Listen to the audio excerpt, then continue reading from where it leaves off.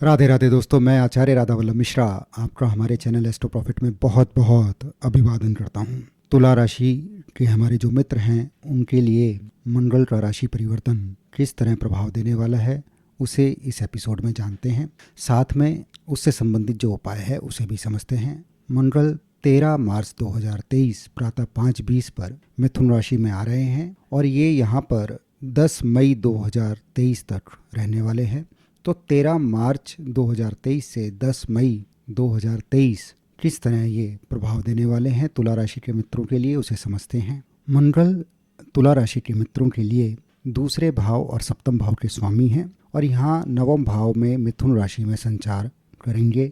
यूँ तो मंगल जो है वो दूसरे और सप्तम भाव के स्वामी होकर प्रबल मार्केश हैं, तो इनका ट्रांजिट जो है विभिन्न विभिन्न भावों पे विभिन्न विभिन्न प्रभाव देता है। स्पेशली तुला राशि के जो हमारे मित्र हैं उन पर जो प्रभाव है उसे समझते हैं। यहाँ पर मंगल का गोचर कोई बहुत अच्छा तो नहीं बताया, पीड़ा देता है, दुर्बलता देता है, उसे थोड़ा समझते हैं। दशम भाव जो है वो आदर मान सम्मान पद प्रतिष्ठा का भाव है और मंगल का नवम भाव में आना यानी दशम से द्वादश स्थान में आना। तो ये दशम से द्वादश स्थान पे जो मंगल आ रहे हैं अर्थात नवम भाव पे आ रहे हैं, तो ये बता रहा है थोड़ा सा अनादर मान सम्मान में हानि संभव है। दूसरा, ये मंगल जो है दूसरे भाव के स्वामी है, दूसरा भाव अर्थात धन, और वहां से अष्टम स्थान पर आ रहे हैं। तो इस वजह से शास्त्रों में ऐसा आया है ये धन हानि देते हैं। ये धन हानि किस तरह से होती है इसे समझें। नवम भाव धर्म का भाव है और यहाँ पर मंगल के आने से धर्म के विरोध में जाना संभव है। तो हमारी चेष्टा ऐसी ना हो जाए हम विधर्मी हो जाएं, अधर्मी हो जाएं, इस पर बहुत ध्यान दें। इसे थोड़ा डिटेल में समझते हैं। बहुत बार हम धर्म का अर्थ बहुत छोटा और सूक्ष्म ले लेते हैं, कोई उसे विशेष धर्म से जोड़ ले, ऐसा नहीं। सनातन में जो हमारी सोच है वो बहुत विस्तृत है, वो छोटी सोच नहीं है, संकीर्ण विचारधारा नहीं है। तो यदि हम इससे सोचें तो दूसरा भाव जो है वो वाणी है और यहाँ पर मंगल का बुध की राशि में आना, यदि आप गुस्से में बोलते हैं तो समझ लीजिए आप धर्म से विपरीत दिशा में जा रहे हैं, आप अधर्मी जैसी प्रवृत्ति अपना रहे हैं। तो यहाँ पर यदि आप धर्म विरुद्ध यानी गुस्से में यदि आप बोलते हैं, आपके वाणी के भाव के स्वामी अपने से अष्टम में जा रहे हैं, तो उस वजह से हानि होनी संभव है। आप ऐसा बोल दें जो बाद में आपके शत्रु उसी बात को विशेष बना दें और उससे आपका अपमान हो, ये संभावना बनती है। इसी तरह से हम ज्योतिष के प्रत्येक सूत्र को डिकोड करते हैं, तो हमें ये समझना है ज्योतिष किस तरह से परिणाम देता है। ज्योतिष को बहुत ऊपर ऊपर से नहीं लेना, बहुत अंदर बहुत रहस्यमयी बातें जो हैं वो उसमें बताई हैं। और दूसरी धर्म विरोध बात, लालच में नहीं फंसना। दूसरा भाव धन भाव है, धन भाव के स्वामी अपने से अष्टम में जा रहे हैं, तो ये बता रहा है कोई ऐसी स्कीम, कोई ऐसा लालच आप पे आ जाए, आपके पास आ जाए, जो बोले बाबू भैया आपका पैसा जो है वो डबल होने वाला है, 25 दिन में पैसा डबल पैसा ही पैसा होगा। मस्त। ऐसे में मत फंस जाना। ऐसे में फंसे तो समझ लो पैसा डूबा। तो धन संबंधी समस्या आनी तभी संभव है यदि आप लालच में फंस जाओ, तो उससे बचना है। किसी को भी धोखा नहीं देना, ये अधर्म है, उससे बचना, उससे सचेत रहना।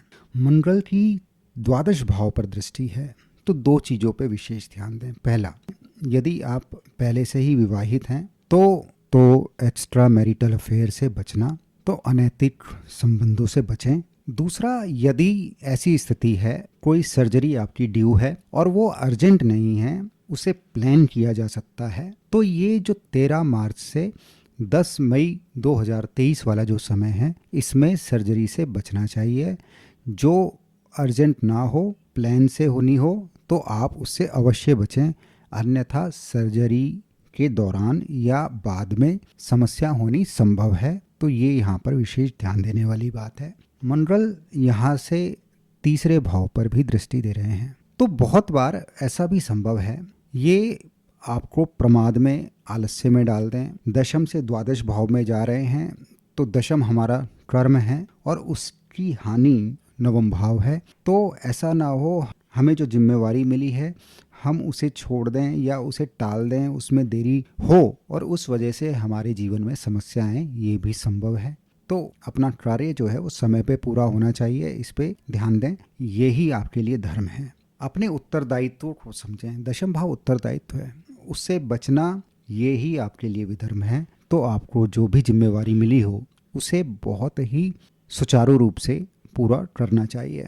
नवम से नवम भाव भी है ये, तो बच्चों की सहायता करनी चाहिए। ऐसा ना हो बच्चों की जिम्मेवारियां आप सही से ना उठाएं।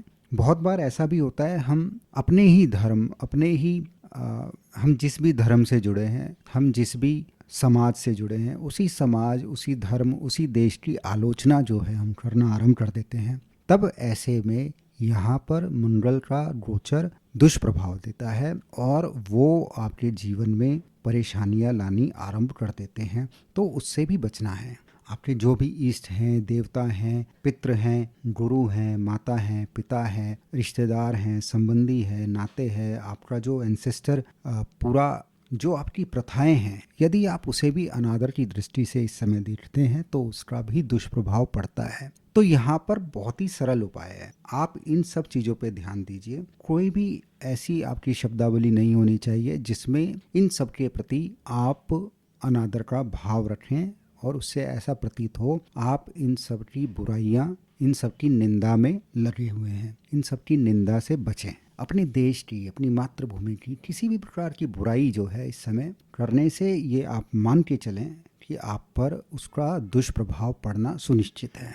मंगल की अष्टम दृष्टि आपके चतुर्थ स्थान पे है। चतुर्थ स्थान माता का स्थान है, भूमि स्थान है। यहाँ पर भी ये यही बता रहा है आप सुख में, वैभव में ऐसे ना डूब जाएं। उसे बढ़ाने के लिए आप कोई ऐसे साधन ना ढूंढ लें जैसे जुआ, सट्टा आदि में ना फंस जाएं। ऐसा ना सोचें पैसा जल्दी से बढ़ जाए। सुख में, साधनों में ऐसे ना डूब जाएं कि मांसाहार, दुराचार, इन सब अनीतियों से बचें। अन्यथा ये मंगल जो है बहुत दुष्प्रभाव यहाँ पे देने वाले हैं। हाँ, यहाँ पर मंगल की अपनी चतुर्थ भाव पे, उच्च राशि पे दृष्टि है। तो भूमि संबंधी यदि आप लेन देन के विषय में सोच रहे हैं तो वहाँ पर संभवतः सुखद परिणाम प्राप्त हों। अन्यथा ज़्यादातर स्थितियों में ये बहुत अच्छी स्थिति नहीं है।